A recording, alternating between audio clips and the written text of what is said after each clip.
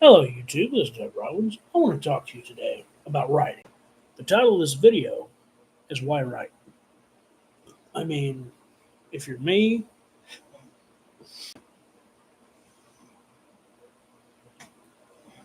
as a kid, I loved the Halloween movies.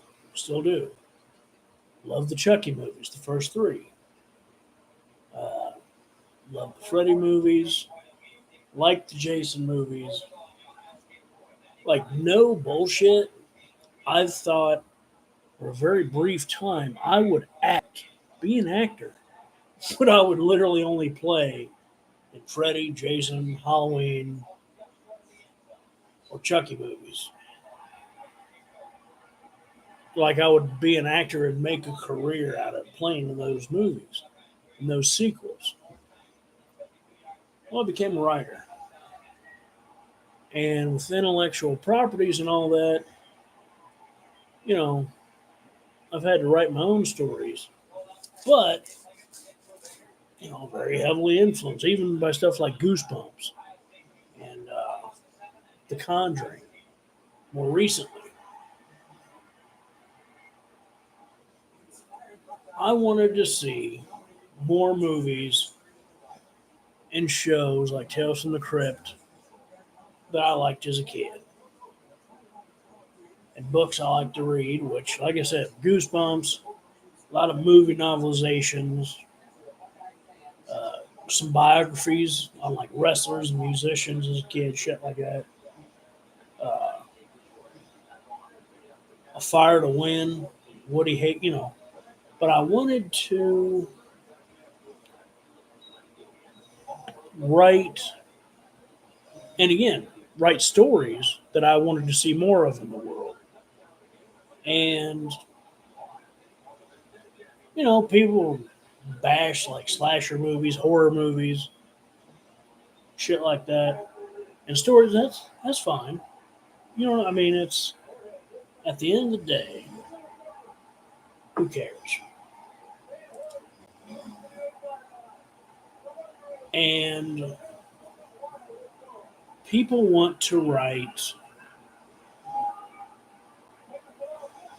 I think that's why a lot of people write is because they want to see more of something, i.e.,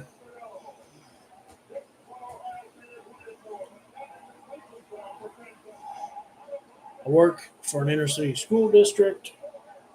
Uh, we're doing a summer camp thing, and the parents, the kids, bring in their book bags, and there will be like Black Panther. There will be like some rapper, some or little black kids, let's say, and little Hispanic kids want to see more of themselves in television and movies, in books, and read them by which read books by like Latino uh,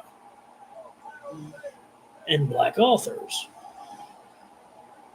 And while again, if a movie studio tells me this, I would just say you're being political and you're pandering. Versus the education system, you work in an inner city school district with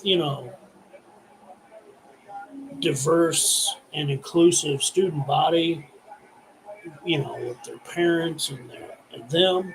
Yeah, to me, from the education standpoint, that feels legitimate. That feels like yes, these kids want to see more of themselves so that they think they can make something of themselves, which, is fine. And is something that I think writing gives people the opportunity, but it doesn't even have to be as grandiose as that, guys. Trust me, it doesn't have to be as noble as people want to see more of themselves in movies and TV.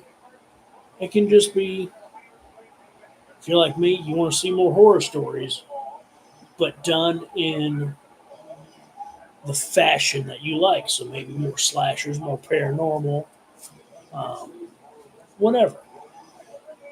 And that's just as legitimate as someone that wants to make a story with like higher aspirations than mine of just wanting to see more of the stuff I like personally, like more good horror stories and slashers and ghost stories and like Goosebumps style inspired stories. Some people like, oh, fuck, I love stuff with a message, a strong message. I want people to think. I want to challenge them. Very higher aspiration type filmmakers and writers that, again, good for you. But if you're just someone like me that's like, yeah, I just want to see more good slasher movies, let's say. Well, I write my own stories, I write my own screenplays, and you can be more like R.L. Stine, where you're more, this is about entertainment. James Patterson's that way. You work all day, you go to school, you work hard, you study hard, you need an escape. And that's just as valid as someone that wants to, kind of change the world through the writing. And if you are more of just an entertainer, which again, very few stories, like, I feel like you almost have to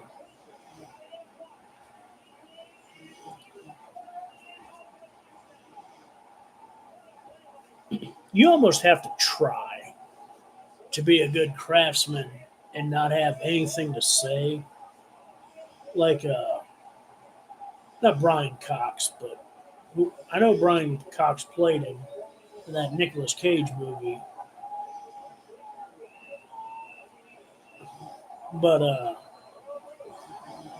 Robert McKee. Robert McKee said, M. Night Shyamalan, Steven Spielberg, great craftsmen, their movies just have nothing to say, according to him. Which, I mean, that's his opinion. And,